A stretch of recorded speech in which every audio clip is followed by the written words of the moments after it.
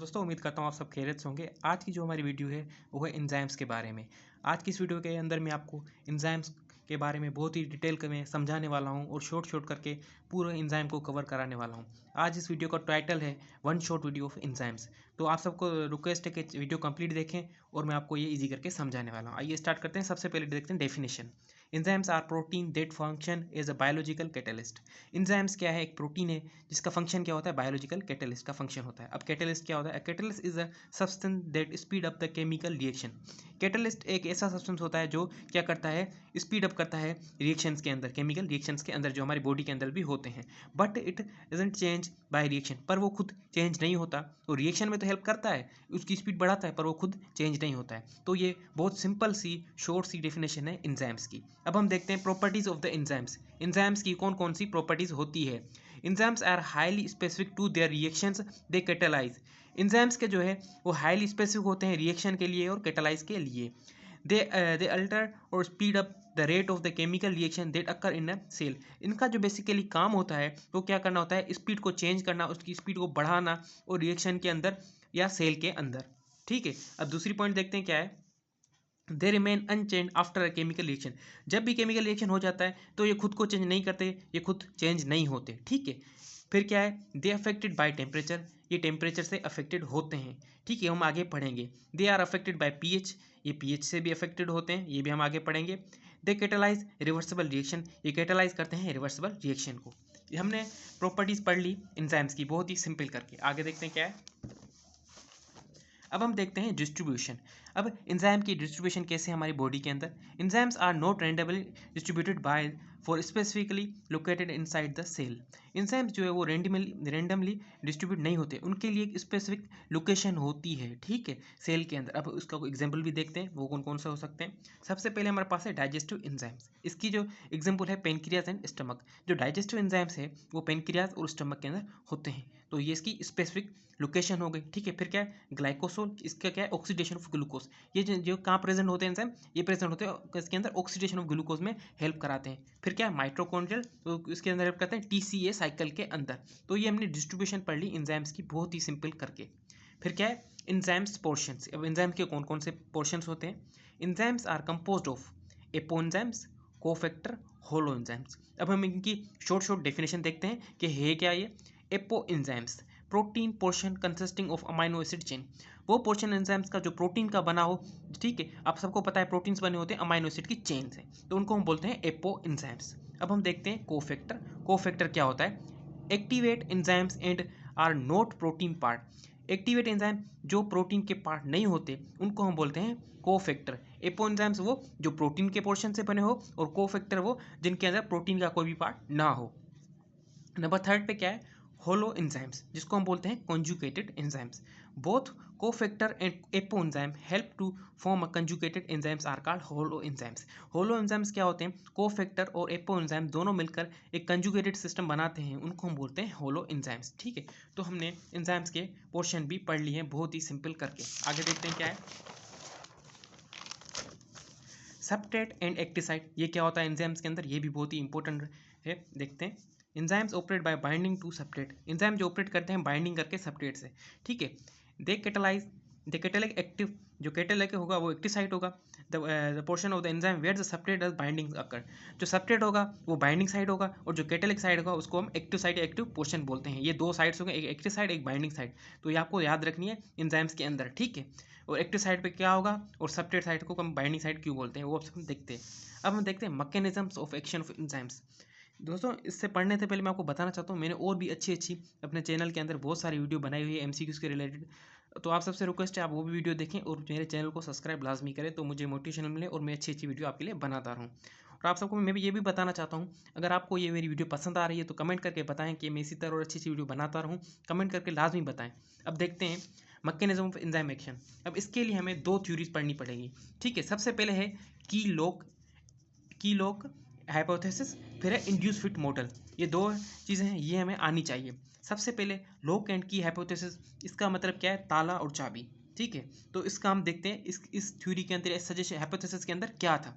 It was suggested by Arrhenius that the shape of the active site of the enzyme is exactly complementary to the shape of the substance. इसके अंदर ये बता रहा है कि जो है एंजाइम्स की जो है शेप या उनकी जो एक्टिव साइट है वो एग्जैक्ट कॉपी होनी चाहिए कॉम्प्लीमेंट्री शेप में। जैसे हम ताला जो है उसके अंदर चाबी लगाते हैं तो वो उसके एग्जैक्ट कॉपी होती है, ताले के अंदर बिल्कुल सही से फिट हो जाती है। उसी तरह ये की और लॉग हाइपोथेसिस काम करता है एक ताले और चाबी की तरह।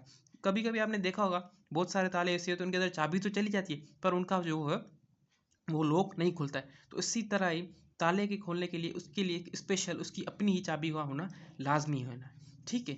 फिर क्या है, उसी की शेप के अंदर फिक्स होना चाहिए। फिर ये क्या है, इंड्यूस फिट मॉडल। अब इंड्यूस फिट मॉडल में क्या करता है, a more recent model suggested by Daniel Koshland. ये मोर सजेस्टेड मॉडल है, किसने दिया है, डेनियल कोसलैंड ने। That was induce fit model. ये क्या है, इंड्यूस फिट मॉडल है। अब देखते हैं इसके अंदर क्या बोलते हैं। It state that the shape of the active site are not exactly complementary.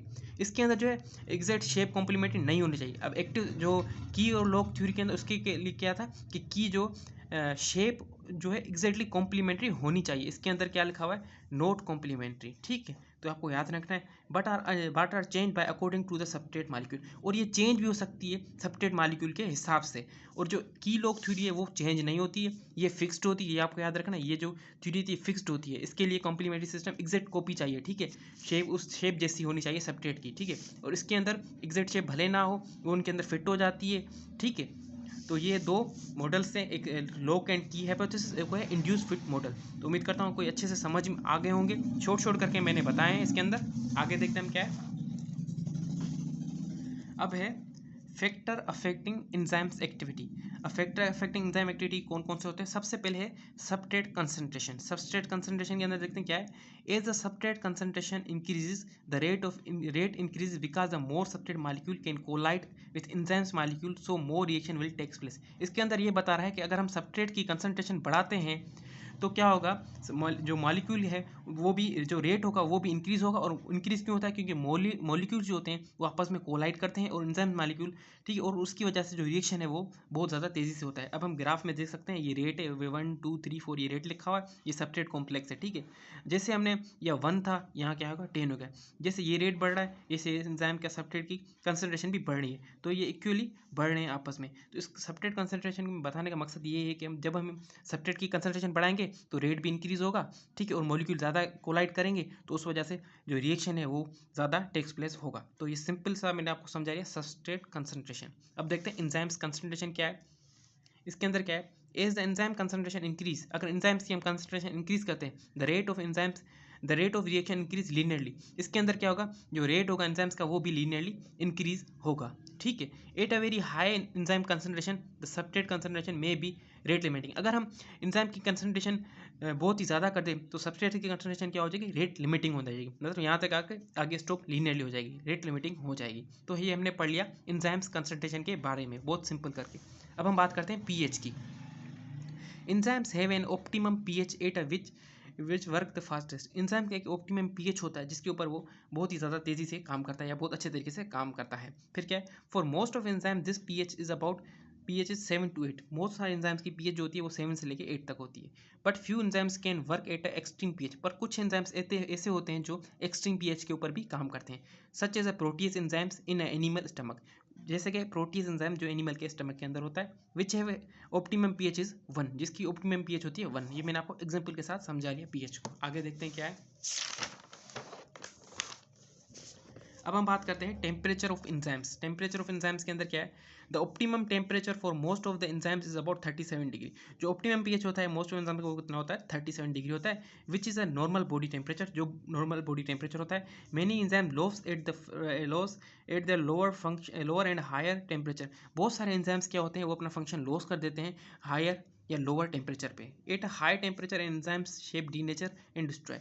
कुछ एंजाइम्स ऐसे होते हैं जब टेम्परेचर उनका बहुत ही ज़्यादा हाई हो जाता है तो वो उनका जो है स्ट्रक्चर वो सारा डिस्ट्रॉय या डीनेचर हो जाता है। जैसे हमने शुरू में प्रॉपर्टीज ऑफ एंजाइम से देखा था कि वो पीएच को अफेक्ट करते हैं, टेम्परेचर को भी अफेक्ट करते हैं। अब आगे देखते हैं इनहिबिशन कैन बी इधर कॉम्पिटेटिव और नॉन कॉम्पिटेटिव इनहिबिटर। तो इसको देखते हैं, ये कॉम्पिटेटिव इनहिबिशन और नॉन कॉम्पिटेटिव इनहिबिशन क्या होता है। सबसे पहले है कॉम्पिटेटिव इनहिबिशन। इसके अंदर क्या होता है, competitive inhibition is the institution of an enzyme ability to bind substrate due to different molecule binding to the active site. देखो ये एक एक्टिव साइट, ठीक है, एक एंजाइम है, ठीक है, एंजाइम बना हुआ है, ये इसकी एक्टिव साइट है। इसके जो कॉम्पिटेटिव इनहिबिशन है उसके अंदर क्या होगा कि सबस्ट्रेट जो है वो यहाँ आके अटैक नहीं होगा, जो इनहिबिटर होगा वो यहाँ जाके यहाँ जाके अटैच हो जाएगा। ठीक है, तो इसको हम बोलते हैं कॉम्पिटेटिव इनहिबिशन। ठीक है, अब हम देखते हैं कि नॉन कॉम्पिटेटिव इनहिबिशन क्या है। नॉन कॉम्पिटेटिव इनहिबिशन के अंदर क्या होगा, सबसे पहले डेफिनेशन देखते हैं। Non competitive inhibitor are not similar to the substrate. जो नॉन कॉम्पिटेटिव इनहिबिटर्स होंगे वो सबस्ट्रेट से सिमिलर नहीं होंगे, जबकि कॉम्पिटेटिव इनहिबिटर्स में जो इनहिबिटर थे वो सबस्ट्रेट से मिलते जुलते थे, तो उस वजह से वो कॉम्पिटेटिव इनहिबिटर में जाके बाइंड कर रहे थे। बट नॉन कॉम्पिटेटिव इनहिबिटर्स में सबस्ट्रेट सिमिलर नहीं होंगे। ठीक है, फिर क्या, they do not bind to the active site, वो एक्टिव साइट पे बाइंड नहीं करेंगे। So the enzyme the change the conformation of the active site, पर वो क्या करेंगे नॉन कॉम्पिटेटिव इनहिबिटर्स के अंदर, इनहिबिटर जो एक्टिव साइट पे अटैक तो नहीं करेंगे, पर वो क्या करेंगे जो उनकी साइड में एलोस्टर की साइड है वहाँ जाके अटैच करेंगे, क्योंकि उसलिए अटैच करेंगे क्योंकि इनकी एक्टिव साइड जो है वो खराब हो जाए। देखो ये आपको नजर होगा, यहाँ जाके अटैक हो रहे हैं नॉन कॉम्पिटेटिव इनहिबिटर्स। तो ये सिंपल सा काम था कॉम्पिटेटिव इनहिबिटर्स और नॉन कॉम्पिटेटिव इनहिबिटर्स का। अब हम देखते हैं role of enzymes in a body. ठीक है, सबसे पहले क्या है, डिग्रेडेशन रिएक्शन। इसके अंदर क्या होता है, कैटाबोलिक मतलब टूट जाना। फिर क्या है, सिंथेसिस, इसका मतलब है एनाबोलिक। तो ये मेटाबॉलिज्म के दो टाइप है, एक है कैटाबोलिक और एक है एनाबोलिक। तो उम्मीद करता हूँ आपको ये अच्छे तरीके से समझ में आ गए होंगे, इनका भी रोल होता है एंजाइम्स का इनके अंदर। फिर क्या है, digestion. Enzymes are use to for wide variety of purpose of in digestion. Enzymes जो बहुत ही ज़्यादा इंपॉर्टेंट रोल प्ले करते हैं डाइजेशन के अंदर, उनका बहुत ज़्यादा इंपॉर्टेंट पर्पज होता है डाइजेशन के अंदर एंजाइम्स का। फिर क्या है, protection. Enzymes are also use in protection against pathogen. Enzymes को जो है हम यूज़ भी करते हैं पैथोजन के हवाले से, उनके against. They can be use to destroy invading microorganism. इनका जो हम काम लेते हैं, क्या काम होता है इनका, डिस्ट्रॉय करना जो शिकार वगैरह माइक्रोऑर्गेनिज्म होते हैं उन सबको। तो यहाँ तक ही थी वीडियो एंजाइम्स की। हमने इस वीडियो के अंदर, ये हमारा वन शॉट लेक्चर था, बहुत ही शॉर्ट करके जो भी इंपॉर्टेंट पॉइंट्स थी एंजाइम्स के हवाले से वो मैंने आपको समझा दी। अगर आपको ये मेरी वीडियो पसंद आ रही है तो मेरी वीडियो पे कमेंट लाजमी करें और वीडियो को लाइक भी लाजमी करें, तो मुझे पता चल सके कि मेरी वीडियो आपको पसंद आ रही है या नहीं आ रही है। और आप कमेंट करके ये भी लाजमी बताएं कि आपको ये मेरी वीडियो कैसी लगी, और आप बताएं कि नेक्स्ट मैं किस टॉपिक पे वीडियो बनाऊँ। आप सबका शुक्रिया कि आप मेरी वीडियो देखते हैं।